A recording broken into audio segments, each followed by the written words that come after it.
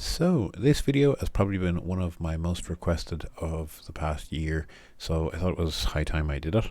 Now this video is, as the thumbnail suggests, is going to be all about Irish Iron Age swords. Now, before I get into this video, this is way out of my area of expertise.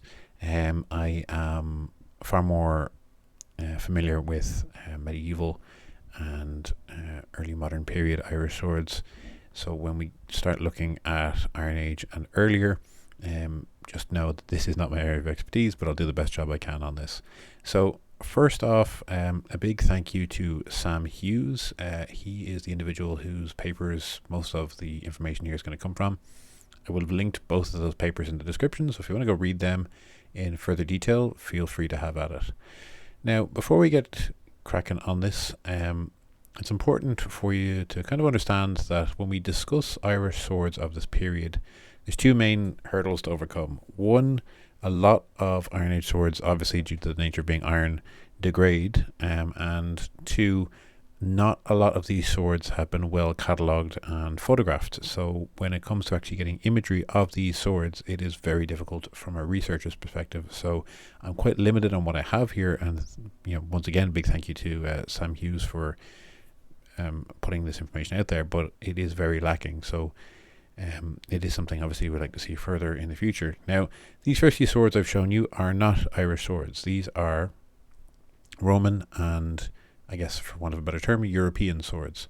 Now, the paper here classifies these swords into three primary groups. Most of these, however, have been kind of categorized into the Latin and sub-Roman types, but there is also the Pompey gladius types as well. However, realistically, it's the majority of these swords going to fall into the Latin and sub-Roman type, and that's why I wanted to show you these images first to give you a bit of an understanding of what these swords are. So we have our Latin style, often categorized by these kind of anthropomorphic hilts, usually quite long in blade, as you'll see when I show this cross section of a wonderful mosaic someone did of all of the ones that they could find. We have our Roman gladius type, and we also have our Roman spatha type, which is kind of a subcategory of those sub-Roman swords I discussed. Now, for ease of watching this video, I have divided this next section up into each of these three types. So we have first here this Roman gladius type, and then next up we have a spatha type. Now, like I said, these tend to be categorized in the sub-Roman type. For a long time, there's a theory that Ireland had little to no interaction with Rome or the Roman Empire. However, a lot of recent study, especially from kind of 2010 onwards, has shown that that's really not the case. There was a lot of interaction back and forth between Ireland, even a lot of these swords and items ending up on the west coast of Ireland. So it wasn't something that was just located to the eastern seaboard and to the Irish Sea. We know now that there was even an Irish settlement in Wales at the time, in around the 4th and 5th century. So these swords were most likely imported. We do even see signs some swords were coming from the mainland, being imported in and then modified to the Irish style, something that we see in later periods as well, which I find quite interesting. The Irish tended to have a very clear preference to the type of weapons that they wanted, and as you'll see later, a lot of these swords tend to be quite short, and I'll show a full overview of the stats on those as well. Some really interesting hilt furniture on these, and these kind of nuts on the end of the sword for peening over the end of the tang. This next image, while it is not Irish swords, I thought I'd include it because it just shows, along with the peening blocks like you saw a second ago, some interesting hilt furniture that you might expect to see on some of these swords. And this is from the Danish Museum and has a pretty nice overview of all the different types of fittings you might expect to see. And we will see on some of the other swords some variations of these, as well as a really fantastic line drawing someone has done of all of the Irish finds.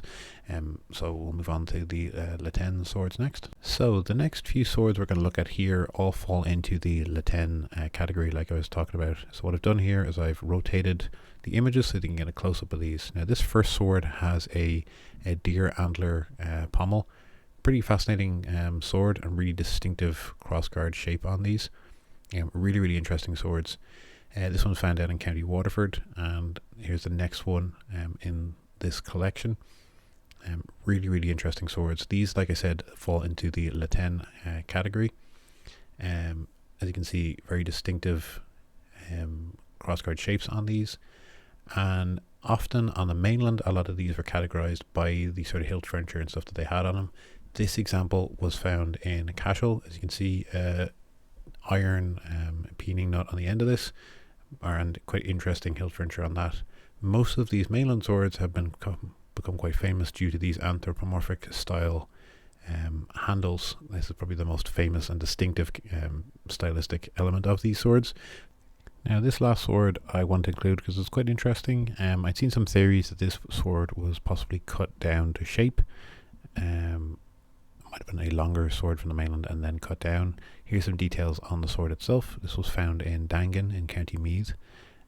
Pretty interesting sword, so I thought I'd just include it.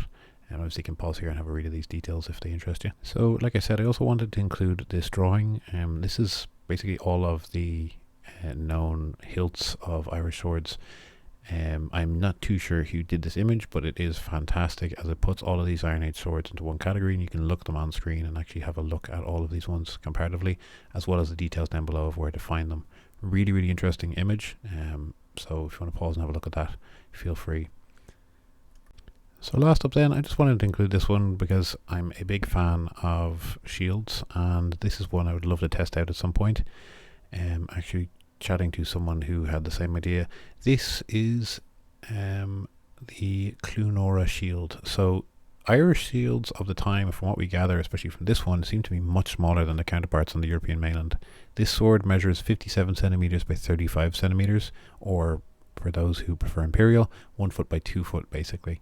Now to give you a bit of context, most of the Tene shields at the time came in the kind of 110 to 120 centimeter in height, so much bigger. This shield is very, very fascinating.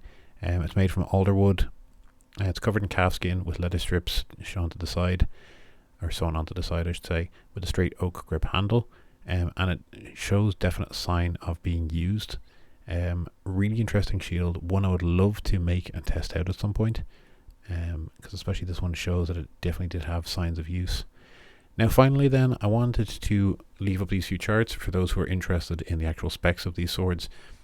You will see in these charts the length of the swords, as well as some details in and around just some specifications of their width, handle length and blade length, that sort of thing.